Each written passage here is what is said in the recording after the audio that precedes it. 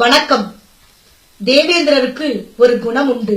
தேவேந்திர குலத்தானுக்கென்று ஒரு தன்மானமும் உண்டு. சில வரிகள் உங்கள் முன்.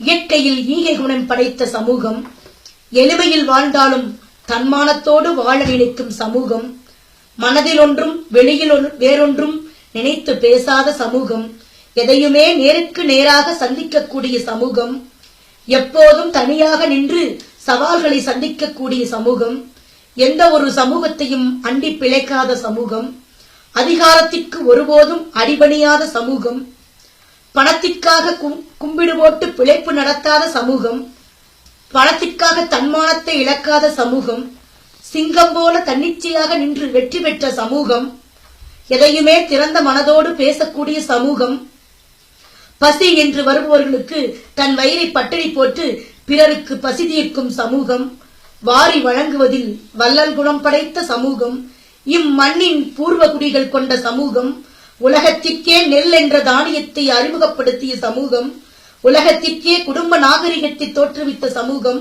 உலகத்திற்கே வேளாண்மையை கற்றுக் கொடுத்த சமூகம், வேந்தர்களுக்கு உணவளித்த சமூகம், கல் தோன்ற காலத்திலே முன் தோன்றிய மூத்த குடி சமூகம், வந்தேறிய நாயக்கர்களுக்கும் ஆரியர்களுக்கும் கூட்டிக் கொடுக்காத சமூகம், தமிழ் பாரம்பரியத்திற்கு சொந்தமான சமூகம், இயற்கையிலேயே அநீதிக்கு எதிராக போராடக்கூடிய வல்லமை பெற்ற சமூகம், வீரம் என்பதே இயற்கையில் பெற்ற சமூகம், பல கோவில்களில் முதல் மரியாதை பெற்ற வரும் சமூகம், சேர சோழ பாண்டியர்களின் வழிவந்த சமூகம் நம் சமூகம்.